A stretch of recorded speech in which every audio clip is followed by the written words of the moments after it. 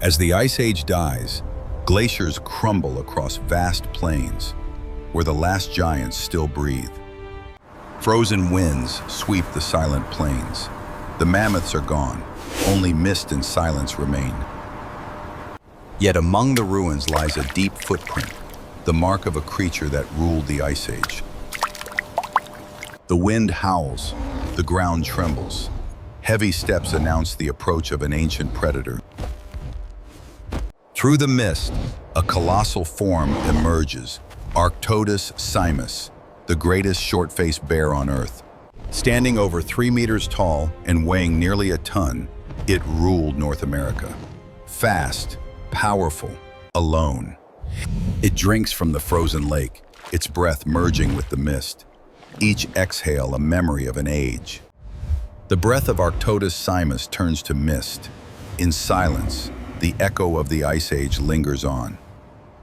It lifts its head toward a crimson sky, the last sunlight of a fading world. And so, the ancient king walks into the fog, leaving behind the age of giants. From the glowing mist emerges the ruler, Arctodus Simus, king of the frozen plains. Behind him, a mate and a cub. He guards the last bloodline of a fading world. From the snowy ridge, he watches his domain, peace within a dying world. In motion, it strides like the wind, running up to 50 kilometers per hour. Few can escape. Its nose detects flesh from miles away, nature's most refined instinct for survival. It charges toward a horse carcass, not to hunt, but to claim. Power is its crown. The male feeds first. The others wait. Nature's hierarchy written in silence. The cub learns from its mother. Survival passed from breath to breath in melting snow. Together they cross the misted plains, a rare family among extinction's ruins. His roar echoes across the ice, the final proclamation of a northern king. In a frozen world, warmth is survival, family, the last flame of an age. As the sun sets, the king gazes afar. Beneath the dying light, his legend still breathes. The past awakens, when winds roared over frozen plains and the earth trembled beneath ancient hooves. A herd of ancient horses, Equus, gallops through melting snow, life blazing in a frozen world. From misted hills, the Arctodus Simus pack emerges, massive, swift, unmatched. Each stride outpaces a lion. Arctodus gives chase, snow exploding beneath its power. A roar splits the air. The herd veers in panic, instinct bowing to the king's voice. In the distance, Smilodon guards a kill, but to Arctodus, power means possession. Wind screams, snow flies. Two titans meet, but Smilodon retreats before brute dominance. Under blazing sun, Arctodus bites deep, red blood mixing with white snow. The cub learns to tear flesh. The mother watches. The male feeds. Nature's perfect order. Wind and roars merge into a hymn of power. Arctodus lifts its blood-stained muzzle high. Beneath the white sky, the bears stride across the plains, true rulers of ancient North America. The golden age fades into mist.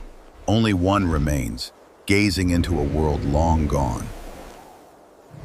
Now, the ice melts, the earth cracks. Arctodus Simus walks through the ruins of its fallen kingdom. The melted lake mirrors its warped reflection, a king watching his own image fade. The mammoth lies rotten. It sniffs, then turns away. Even death no longer feeds life. Cold winds lash. Dark clouds gather. Arctodus Simus endures an endless winter without mercy. Hunger gnaws. It bows to lick the snow. Each drop of ice, a fragile hope for survival. No herds remain, no bison roam. The plains echo, only the ghosts of a vanished age. The ground splits beneath melting mud. Even the earth itself is shifting, leaving no home. It growls softly. The sound is lost in wind, ancient power fading into whispers. It digs for life, finding only frost and emptiness. Nature offers no mercy now. Ice breaks beneath its weight. It slips, then rises, still walking, though the world collapses. Alone in white silence, Arctodus Simus breathes heavily, the wind its only companion. The blizzard devours all. Within the haze, only the faint shadow of a legend remains. The wind is still. A distant roar echoes. Arctodus Simus halts. The hunter's instinct never sleeps. Tracks cross in the snow. Fresh blood glistens. The scent of arrival still lingers. From the forest's shadow emerges a young Smilodon, claws buried in snow, eyes burning with defiance. Two titans of prehistory face each other, wind screaming, the age of beasts colliding. Smilodon strikes like lightning. Arctodus rises to full height, 3 meters of defiance. Claws slash, fangs clash. Snow explodes around them. Gods of the ice locked in fury. Arctodus roars, blood dripping on snow. Pain awakens the oldest instinct, to survive. With the strength of glaciers, it throws Smilodon down. The roar thunders across the storm. Smilodon retreats, panting, vanishing into fog, leaving the snow-stained crimson. Arctodus licks its wound by the thawing lake. The water reflects weary eyes and crimson pain.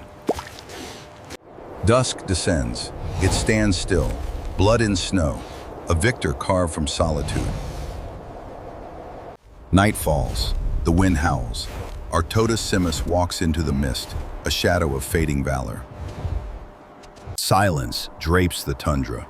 Only wind and distant howls remain, the last breath of an ancient world. Alone beneath the stars, Arctodus Simus stands still, hearing something the ice has never known.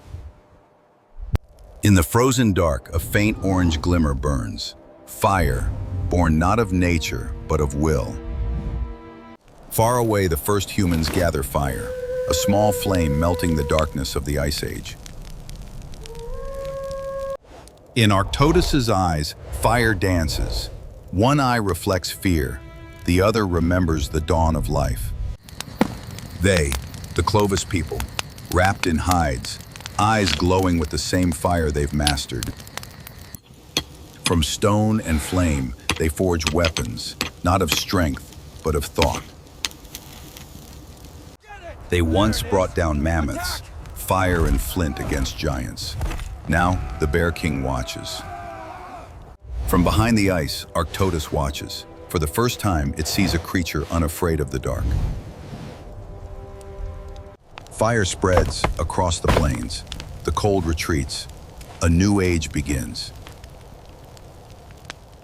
Firelight flickers in its eyes, and it knows its reign has ended.